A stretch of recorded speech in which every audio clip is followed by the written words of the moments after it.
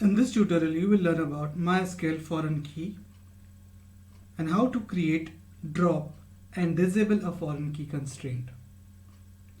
A foreign key is a column or a group of columns in a table that links to a column or a group of columns in another table.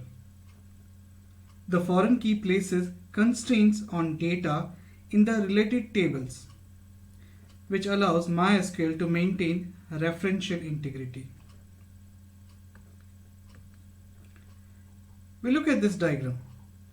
We have the customers table and the orders table over here. Each customer can have 0 or many orders, and each order belongs to one customer. The relationship between customers table and the orders table is 1:many.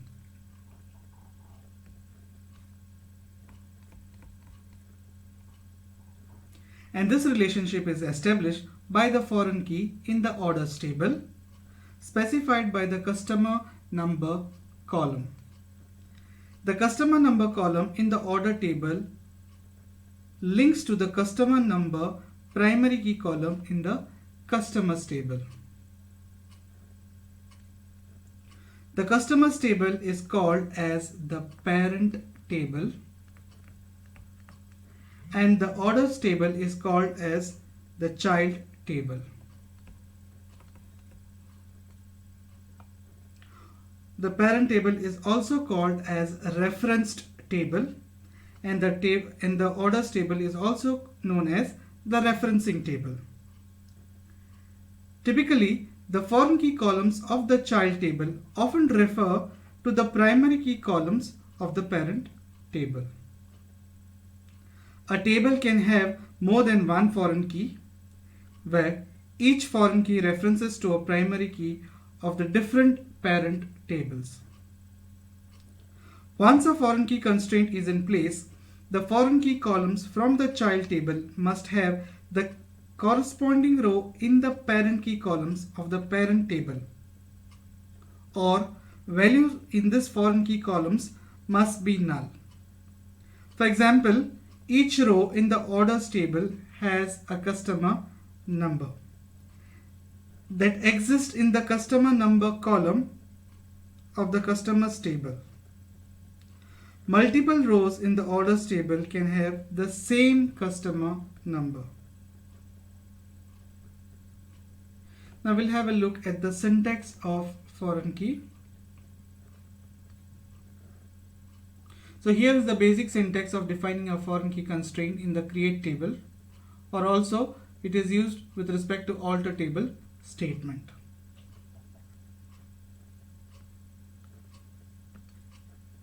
So we have statement number 1, 2, 3, 4 and 5.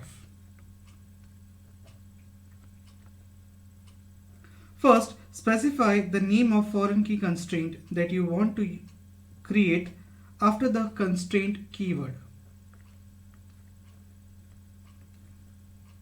So after the constraint keyword, you specify the constraint name. This can be user-defined name.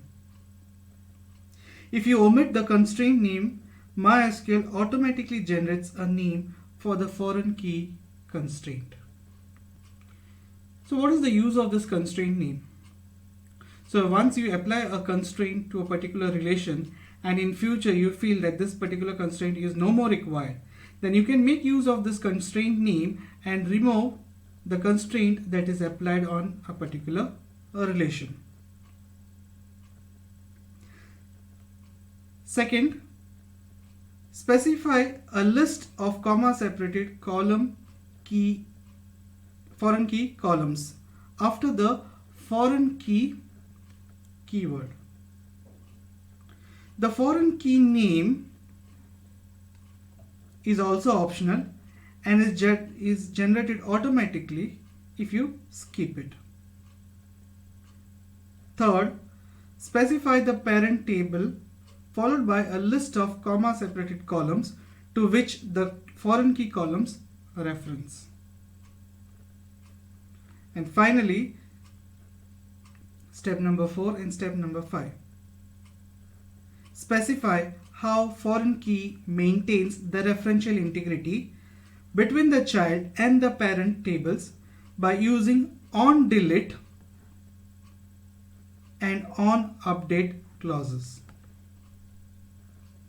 The reference option in both these cases determines the action which MySQL will take when values in the parent key columns are deleted or updated.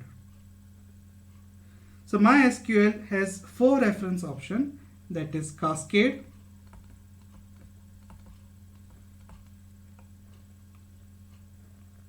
set null,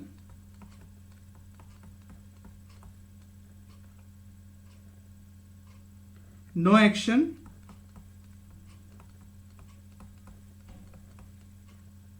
and restrict.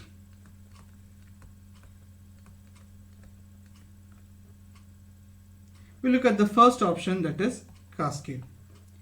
If a row from the parent table is deleted or updated, the values of the matching row in the child table are automatically deleted or updated.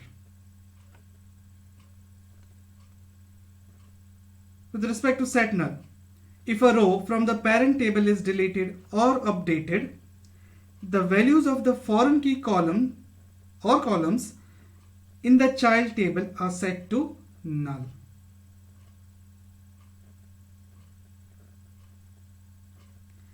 Restrict and no action is the same.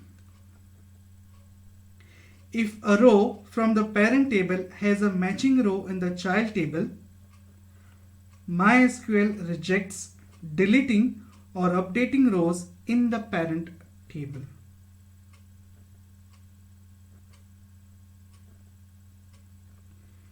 Now, if you don't specify the onDelete and onUpdate clause, the default action is set to restrict. We will see our demo in the next video about how to go about this constraint, how to implement the concept of primary key and foreign key.